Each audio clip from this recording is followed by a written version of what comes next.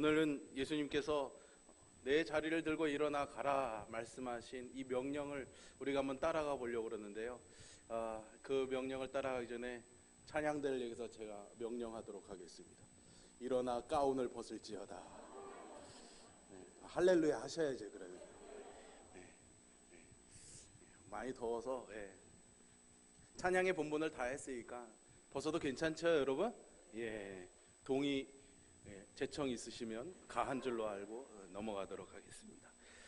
많이 참 덥습니다. 어제도 제가 여러분들에게 긴 문자를 보내드렸지만은 사실은 더운 날씨 속에서 참 우리 육신과 영혼이 많이 지치기 마련입니다. 근데 또 한번 더불어서 여름밤의 기도회를 저녁마다 기도하면서 우리는 단 이 몇 개월의 더위도 사실은 3개월도 되지 않지 않습니까? 제대로 된 더위는 거의 한 달 정도밖에 되지 않는데 그 한 달을 견디기도 참 어려운데 40년을 이 뜨거운 광야에서 보냈던 이스라엘 백성들이 얼마나 하나님을 의지하는 법을 배웠을까 하는 그런 생각을 한번 해보게 됩니다. 무더운 여름이고 의욕도 많이 떨어지고 때로는 건강에도 큰 영향을 줄 수 있는 그런 날씨를 우리가 지나가고 있지만 기도하기는 여러분들이 항상 건강하시고 또 이 무더운 날씨 속에서도 하나님의 은혜를 풍성히 누리면서 시원한 그런 여름을 보내실 수 있기를 주님의 이름으로 축원합니다. 가장 좋은 비서는 시원한 에어컨이 나오는 교회에 와서 기도하는 겁니다, 여러분. 우리가 지난 주간 한여름밤에 기도회를 정말 뜨겁게 보냈는데 많은 분들이 꽉꽉 자리를 채우셔서 와서 기도해 주셨고 또 하나님이 그런 기도회 또 기도하려고 하니까 거기에 맞는 또 기도의 제목들을 계속 우리에게 주셨습니다. 그래서 열심히 기도하고 은혜를 많이 경험한 시간들이었는데 여러분 남은 한 주간에도 계속 오시던 분들은 열심히 잘 참석하시고 또 그래도 일주일 중에 바쁘시더라도 정말 한 번이라도 아니면 일주일 5일 기간이라도 월요일부터 금요일까지 여러분들이 작정하셔서 꼭 기도하는 시간에 나오시기를 부탁을 좀 드리도록 하겠습니다. 더불어서 기도할 때 또 준비하는 마음으로 다음 주간에 이어지는 그런 말씀 사경회에 이 기도 주간에 우리가 기도함으로 인해서 우리에게 무른 마음, 부드러운 마음을 하나님이 주셔서 다음 주간에 주시는 그 말씀의 은혜가 우리에게 더 큰 영혼의 울림이고 우리의 삶을 변화시키는 또 하나님의 역사를 경험하게 하는 큰 기폭제가 될 줄로 믿습니다. 그런 사모함으로 우리가 함께 모였으면 합니다. 오늘 본문의 말씀을 우리가 한번 살펴보려고 하는데요. 폴 마이어라는 성공학자가 있습니다. 이분은 실제로 굉장히 이 사업에 있어서도 큰 성공을 거둔 분입니다. 이분이 강연도 많이 다녔는데 자기가 이렇게 큰 성공을 할 수 있었던 여러 가지 요인들을 얘기하면서 한 가지 경험을 이렇게 얘기한 것을 제가 보았습니다. 자기의 집에 큰 어항에 물고기를 넣고 이렇게 키웠다고 합니다. 물고기가 여러 종류가 있었겠죠. 근데 이 어항 안에 금붕어랑 메기가 같이 있었다고 합니다. 근데 메기가 자꾸 금붕어를 잡아먹더래요.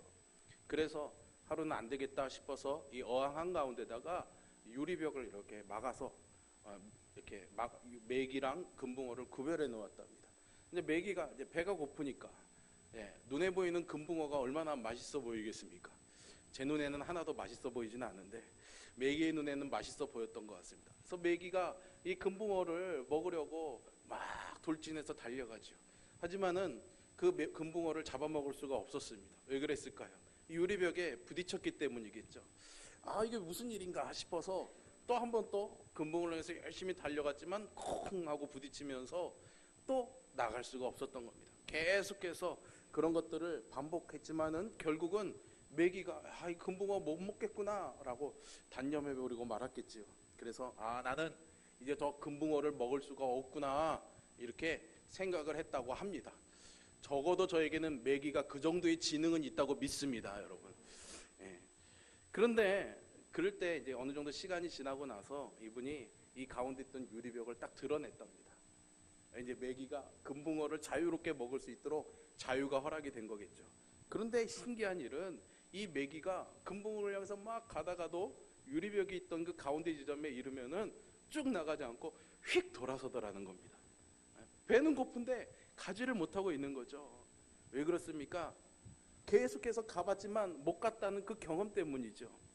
그러니까 이 메기에게는 이건 이제 내가 저쪽에 넘어가서 금붕어를 먹는 일은 할 수 없는 일이다. 해봐야 안 되더라라는 이 경험이 몸에 배인 것이죠. 여러분, 우리도 어쩌면 이렇게 살아가는 경험들이 참 많은 것 같습니다. 그죠? 사람들은 누구나 다 행복한 삶을 살고 싶어하고 또 많은 그런 성공과 성취를 얻으면서 살아가고 싶어하죠.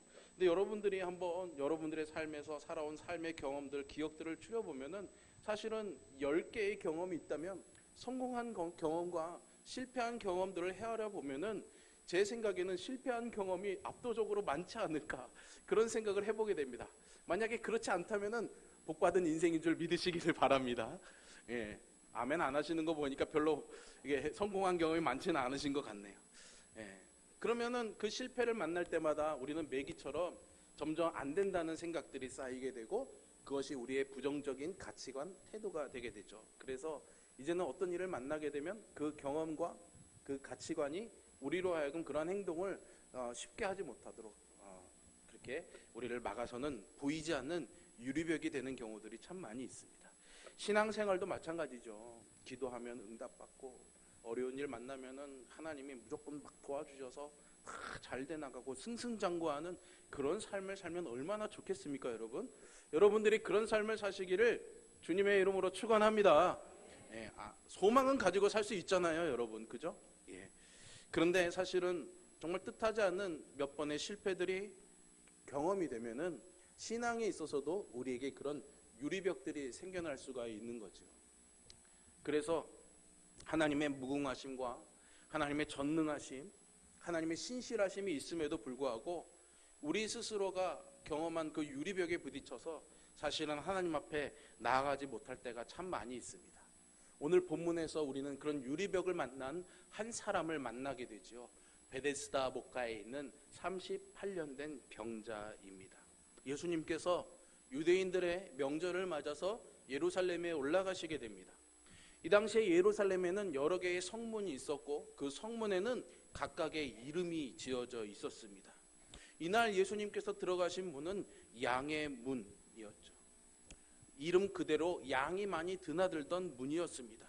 그래서 이 당시를 비롯해서 구약시대에는 이 양으로 성전에 드릴 그 속죄제물로 사용될 양들이 드나들었던 거죠. 그 문 곁에 베데스다라 이름하는 연못이 하나 있었습니다. 히브리어로 베데스다라는 이 말은 여러분들이 여러 차례 설교를 들으셔서 아시겠지만 자비의 집이라는 뜻입니다. 그러니까 이 베데스다 못은 자비가 있는 곳이라는 의미겠죠. 아무 이유 없이 그 이름이 붙지는 않았을 것입니다. 그럼 무슨 자비가 그 못에 있었을까요? 오늘 본문을 보면 거기에는 5개의 행각이 지어져 있었습니다. 행각이라는 것은 여러분들이 쉽게 생각하시면 이 지붕이 있는 복도, 그러니까 건물과 건물을 이어주는 복도, 아니면은 그냥 그 자체로서의 건물이 되는 것. 예. 그러니까 여러분들이 여름에 바닷가에 가시면 방갈로 같은 거 있잖아요. 긴 방갈로라고 생각하시면 좀 이해하기가 쉬울 것 같습니다. 그런 방갈로랍니다. 그런 행각을 베데스다 문가에 5개나 지어놨다는 거예요. 왜 지어놨을까요? 사람들이 막 모여들었기 때문입니다. 어떤 사람들이 모여들었을까요? 아픈 사람들이 모여들었습니다.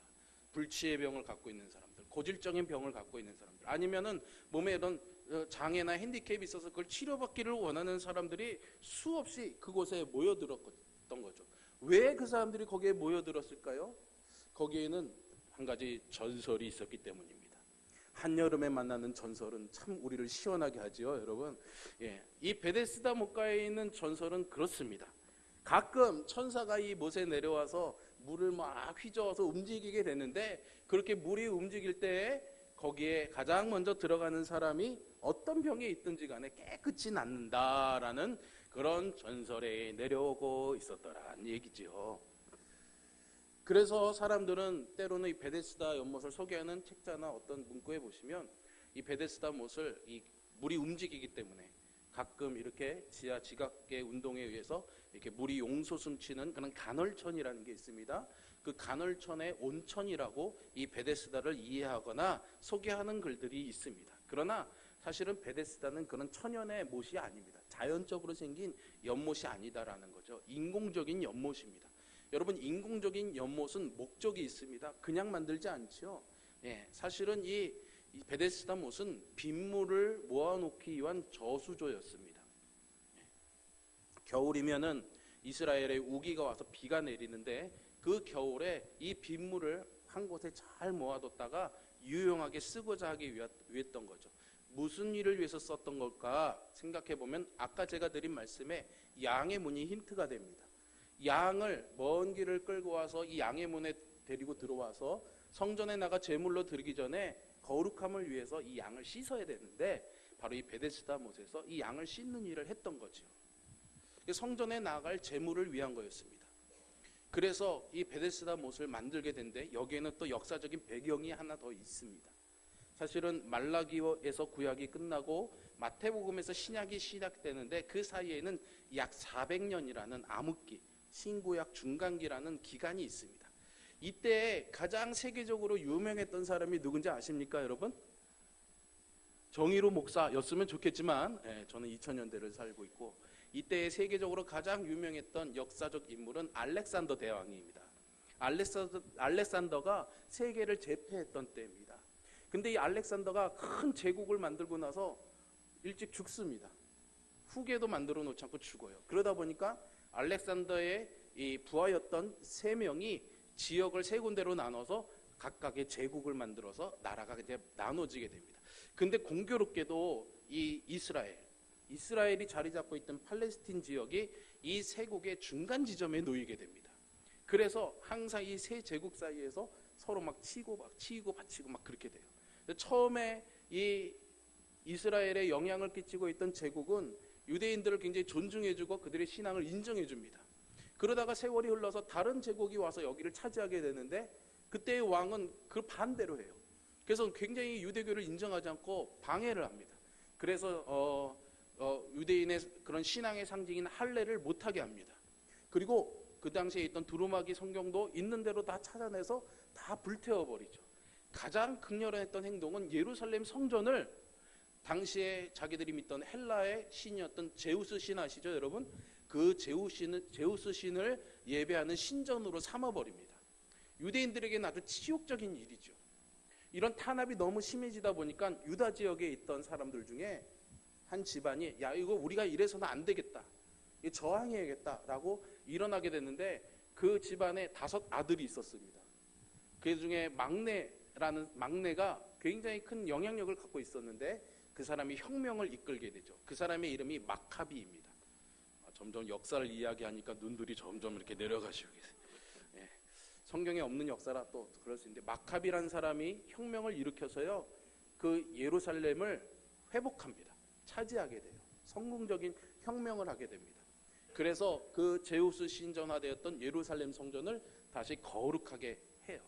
그런데 그렇게 예배를 드리기 위해서 제물을 갖고 와야 되는데 제물을 씻을 곳이 없는 거예요. 그래서 이 마카비 혁명 이후에 이 베데스다 못을 만들게 되는 겁니다. 그런데 거기에 이렇게 연못을 만든 이후에 예수님 시대가 오게 되면서 헤롯 왕이라는 로마의 분봉왕이 생기게 되는데 이 사람이 이곳에 이제 병자들이 자꾸만 모여들게 되니까 이곳을 리모델링합니다. 리모델링을 해서 행각을 만들고 병자들이 있게끔 만드는 거죠. 그래서 마치 로마의 공중 목욕탕처럼 아주 멋지게 만들어 놓습니다. 그래서 그곳은 그렇게 물이 있고 거기서 씻겨서 사람들이 치유받는 곳으로 인정되는 그런 병자들이 모여서 어떤 신적인 치유함을 구하게 되는 그런 장소가 되었던 거죠. 그런데 사실은 빗물을 모아두는 것이니까 한 가지 우리가 이해 안 되는 것은 이 전설에 물이 동한다고 그랬잖아요. 어쨌든 그런 현상이 있으니까 그런 전설이 있는 거잖아요. 근데 빗물을 모아두는 저수조에는 그런 일이 일어날 일이 없습니다. 근데 왜 물이 움직였을까? 이 베데스다 못의 구조를 보니까 이 못이 하나가 아니라 2개로 나눠져 있었습니다. 북쪽과 남쪽으로 나눠져 있었는데 빗물이 먼저 모이게 되는 곳은 북쪽 저수조였습니다. 그래서 북쪽 저수조에 물이 가득 차게 되면은 수문을 열어서 남쪽 저수조로 물을 보내는 거예요. 그러니까 물이 엄청나게 밑으로 밀려 들어오니까 남쪽에서 이렇게 보면은 물이 어떻게 돼요? 막 올라오는 것처럼 보이게 되는 거죠. 여기에 사람들의 이 입이 더해지는 겁니다. 입이 더해진 거야. 이야, 저거 봐라. 물이 막 움직이는데 어쩌다 누가 한번 거기서 피부병이 나왔을 수 있겠죠? 그러니까 거기에 이제 전설이 더듬혀지게 된 겁니다. 그래서 오늘 본문을 보면은 이 전설을 소개하는 부분에는 괄호가 쳐져 있습니다. 성경책에 보시면 괄호가 쳐져 있는데, 여러분 성경에 괄호가 쳐져 있는 것은 성경이 사실은 원본이 없습니다. 사본에 의해서 그것들이 정리되어서 우리가 오늘 읽는 성경들이 되어 있는데, 여러 가지 사본들이 있는데 성경은 그 사본들의 공통된 것들을 모아놓은 겁니다. 이 괄호가 쳐져 있는 부분은 어떤 사본에는 있고 어떤 사본에는 없지만은 그 본문의 이해를 위해서 꼭 들어가야 될 부분이라고 여겨지는 것들을 삽입해서 넣은 겁니다. 그러니까 사실은 진리와는 상관이 없는 거예요. 이 이야기를 넣은 것은, 이것은 진실은 아니지만 전설처럼 내려오는 이야기지만 이 베데스다에서 일어난 사건을 이해하는 데 아주 중요한 배경이라는 것을 암시하고 있는 겁니다. 연못이 동해서 사람들이 들어가서 낫게 되는 것은 사실은 전설이고 미신적인 신화에 불과하다라는 것을 성경이 암시하고 있는 거죠. 그런데 거기에 이 미신적인 전설을 믿고 있었고 그것을 기다렸던 38년 된 병자가 있었던 거죠. 여러분 38년이라는 시간이 짧은 시간이 아니지 않습니까? 그가 10대에 이 병에 걸렸다면 이미 그의 나이는 50대 후반이었고 20대의 병을 걸렸다면 칠순을 앞두고 있는 그런 나이였을 것입니다. 그러니까 이 38년이라는 시간은 한평생의 시간이었다라고 말할 수 있죠. 그 긴 시간 동안 그는 오직 하늘에서 천사가 내려와서 물이 움직일 때만을 기다리면서 자비의 집이라고 하는 이 베데스다 앞에서 자리를 차지하고 기다리고 있었던 거죠. 사실 여기에는 이 사람뿐만 있었던 건 아니죠. 많은 사람들이, 그와 비슷한 사람들이 모여 있었습니다. 아무리 노력하고 수고해도 치료가 안 되는 그런 만성적인 질병을 가진 사람들이 마지막 희망을 걸고 찾아온 것이 바로 이 베데스다였다라는 거죠. 그리고 이 베데스다에는 아까 그 헤롯 왕이 행각을 만들면서 그 행각을 신전화했습니다. 그래서 당시에 로마의 그런 치료의 신이었다는 아클레피우스의 신전인 아클레페이온이라는 신전도 거기에 있었던 거죠. 그러니까 사실은 베데스다 목가에 온 것은 하나님의 어떤 전적인 치유하심을 소망한다기보다는 그런 이방의 치유의 신이 치료해 주기를 바라는 그런 우상 숭배적인 성향도 있었다라는 것을 우리가 유념해서 보아야지 됩니다. 여러분 유대인들에게 그러한 태도를 가지고 베데스다 목가에 기다린다는 것은 사실은 유대교의 전통신앙에는 용납이 되는 것이 아니었습니다. 하지만 오래된 이 병자는 사실은 그 당시에 이 병자들은 죄인으로 취급받던 그 유대교의 관습에 의해서 이미 가족들에게도 버려졌을 것이고 친구와 이웃들에게서도 외면당하고 있었을 것이고 성전에 나가 예배하는 것조차도 허락되지 않았을 것입니다. 그렇기 때문에 그렇게 내몰린 이 사람이 갈 곳이 베데스다밖에 없었던 것이죠. 이런 막장 같은 인생에 예수님이 찾아오신 겁니다.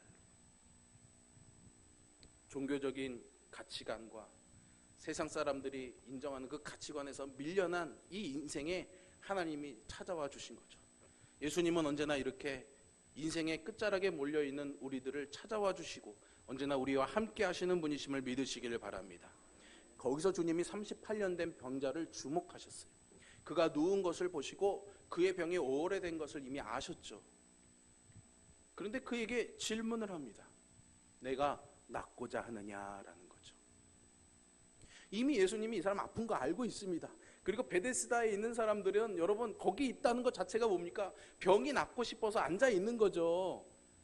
그러면은 무슨 병에 걸렸습니까? 왜 오래도록 이렇게 오래 있습니까? 이렇게 물어보지 않고 내가 낫고자 하느냐 이렇게 물어봤다는 거예요. 사실은 하지 않아도 될 질문을 하신 거죠. 하지만 예수님의 이 질문에는 깊은 헤아림이 있습니다. 이 38년 된 병자의 속마음을 깊이 헤아려 보신 것이죠. 아까도 말씀드린 것처럼 매기처럼 실패를 경험하다 보면은 부정적인 생각이 커지고 희망을 갖기가 어렵습니다. 절망의 상태가 오랫동안 지속이 되면 그냥 그것이 이제 일상이 되어버립니다. 그래서 희망이 사라져버리죠. 사실은 오늘 이 38년 된 병자는 병이 낫기 위해서 38년 전 이 베데스다 목가를 찾아왔지만은 오랜 시간 병이 낫지 않고 몇 번의 기회가 왔는지는 저는 알 수는 없지만 그런 기회들 앞에서 실패를 경험하면서 비록 그 자리에 있기는 했지만은 낫기를 희망하는 그 희망을 포기해버린 상태가 아닐까요, 여러분?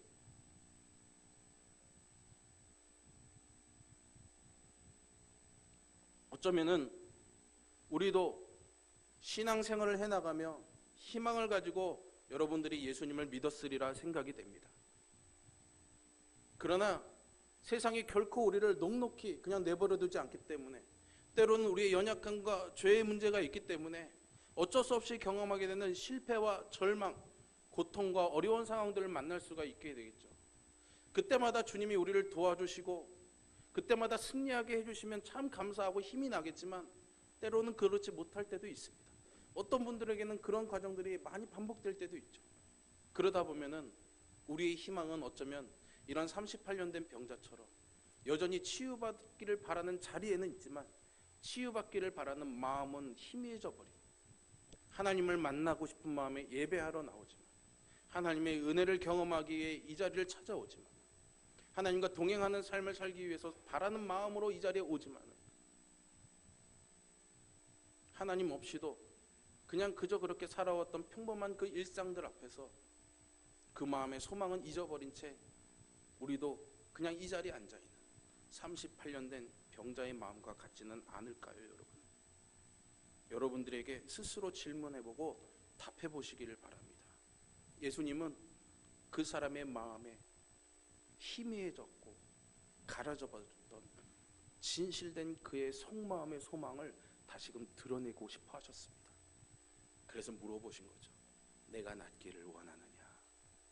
오늘 이 시간에도 주님이 여러분들에게 성령을 통해서 말씀해 주십니다.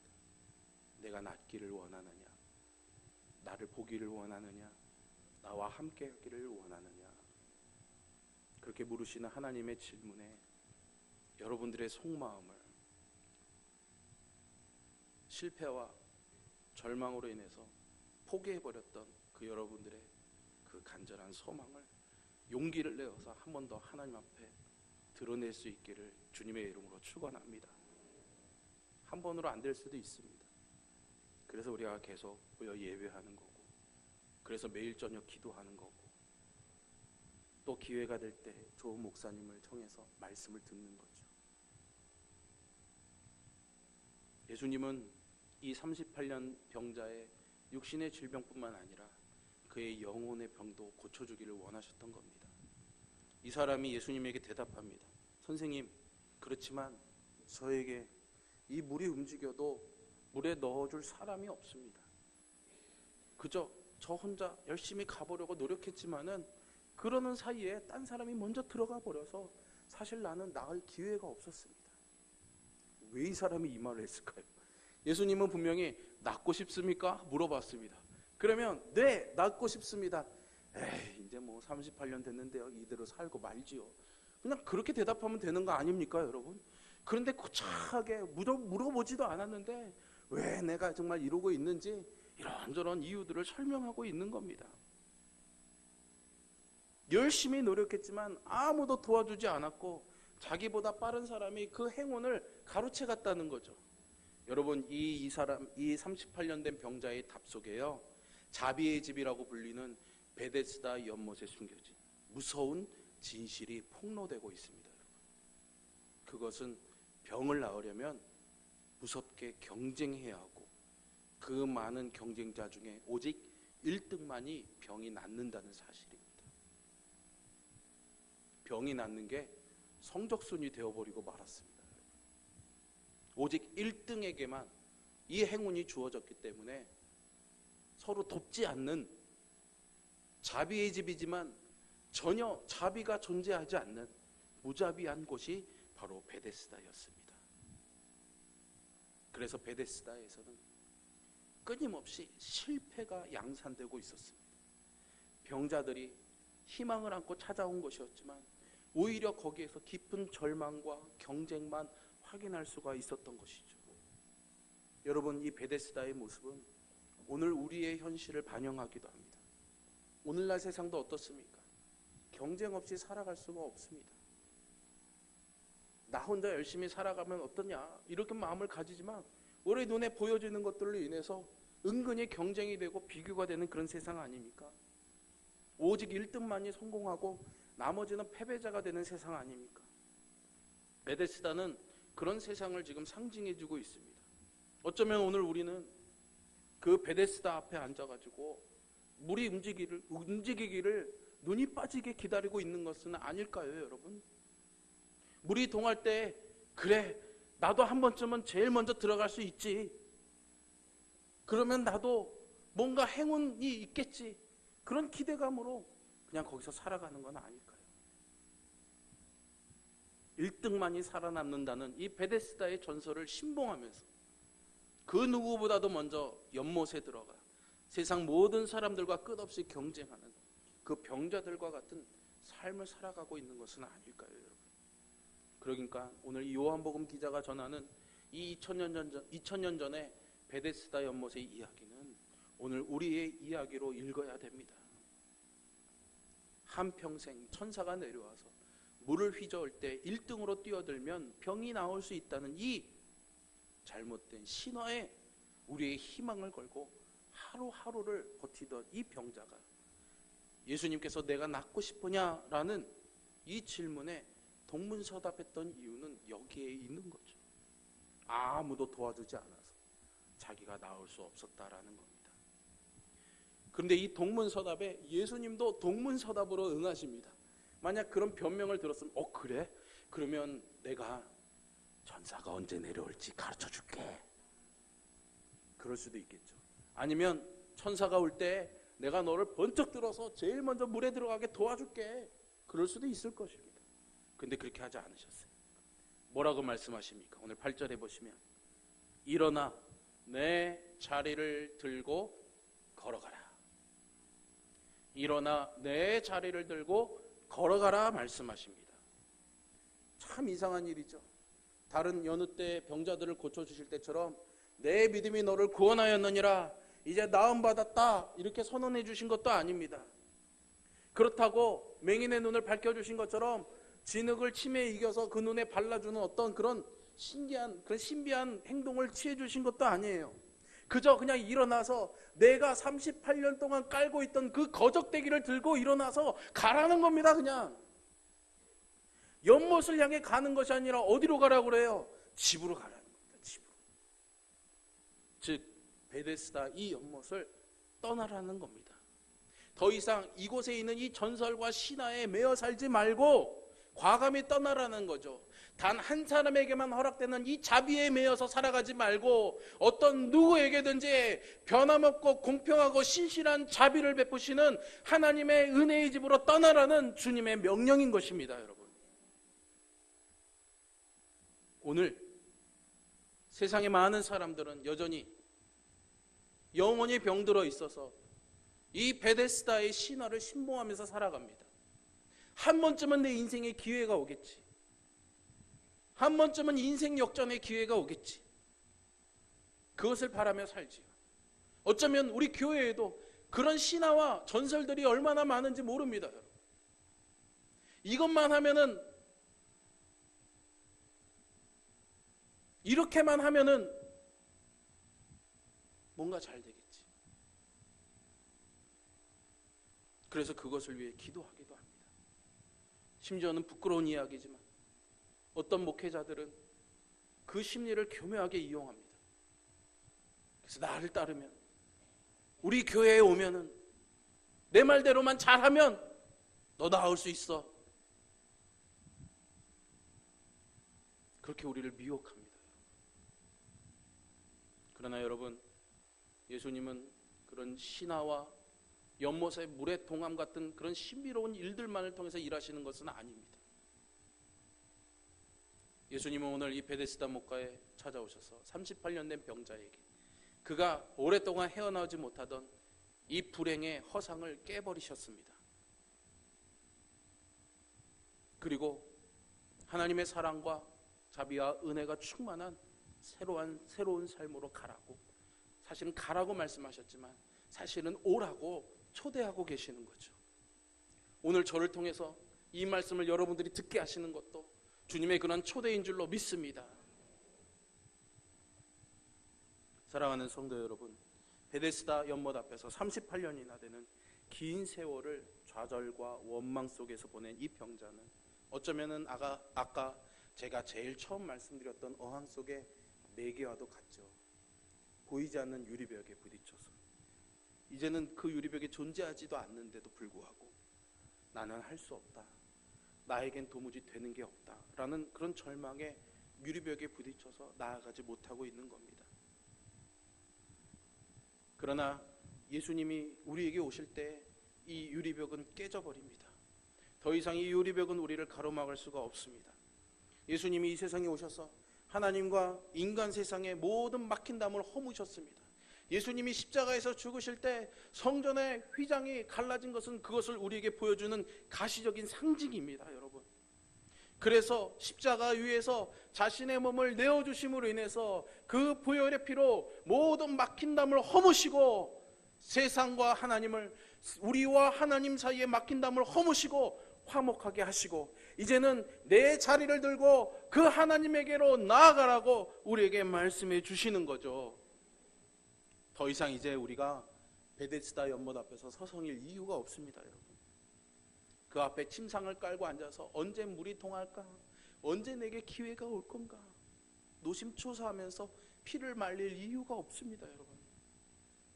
일어나 이제 걸어가시기를 바랍니다. 여러분들의 자리를 드시기를 바랍니다. 오랫동안 신봉해오던 38년 된 그 전설에서 벗어나 그것과 결별하고 예수 그리스도의 손을 붙잡는 저와 여러분이 되기를 간절히 소망합니다. 주님은 지금도 우리에게 물어보십니다. 내가 낫기를 원하느냐? 여러분들의 마음에 숨겨져 있고 이제는 이것을 드러내도 또 당할 그런 실패와 절망이 두려워서 그 유리벽에 부딪힌 경험 때문에 가슴 아파서 드러내지 못하고 있던 간절한 소망이 있다면 여러분, 이제 38년 된 병자를 찾아온 그 주님의 눈을 바라보면서 내가 낫기를 원하냐는 그 주님의 음성을 들으시면서 여러분들 마음에 숨겨져 있던 그 간절한 소망을 주님 앞에 진실되게 드러내시기를 바랍니다. 그리고 그 주님과 함께 걸어가십시오. 그분이 우리의 길이고 진리이고 생명이 되어주십니다. 길이신 그분을 따라 진리와 생명의 길로 날마다 힘차게 걸어가는 그런 그리스도인들이 되시기를 주님의 이름으로 축원합니다. 기도합니다. 살아계신 아버지 하나님,